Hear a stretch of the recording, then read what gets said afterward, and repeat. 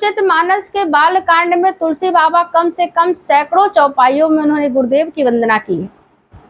और गुरुदेव की वंदना करते हुए तुलसी बाबा आगे बड़ा सुंदर लिखते हैं और कहते हैं, गुरुपद रज मृदु मंजुल अंजन नयन अमी दृग दोष विभंजन।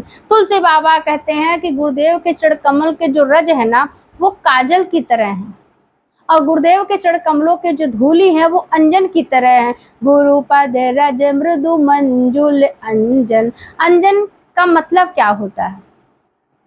अंजन का मतलब होता है काजल, आंखों में लगाने वाला काजल, आंखों में अंजने वाला जो होता है वो काजल। और तुलसी बाबा काजल ही क्यों लिखा?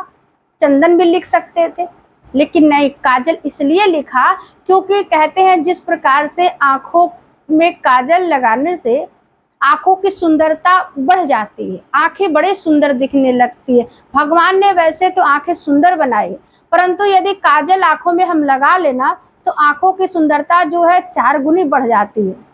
ठीक उसी प्रकार से जिस प्रकार से आंखों में काजल लगाने से आंखों की सुंदरता बढ़ जाती है, ठीक उसी प्रकार से तुलसी बाबा ने कहा कि गुरुदेव के चरण कमलों की जो रज है ना, यदि व्यक्ति अपने माथे से लगा ले तो उसके जीवन की सुंदरता अनंत गुना बढ़ जाती है। और आगे तुलसी बाबा बड़ा सुंदर वर्णन करते हैं कि गुरु के चरण कमलों की वंदना करते करते तेहि करि विमल विवेक विलोचन बरनौ रामचरित भव मोचन। तुलसी बाबा लिखते हैं कि गुरुदेव की वंदना करते करते, गुरुदेव के चरण कमलों की रज का चिंतन करते करते मुझे निर्मल ज्ञान की प्राप्ति हो गई।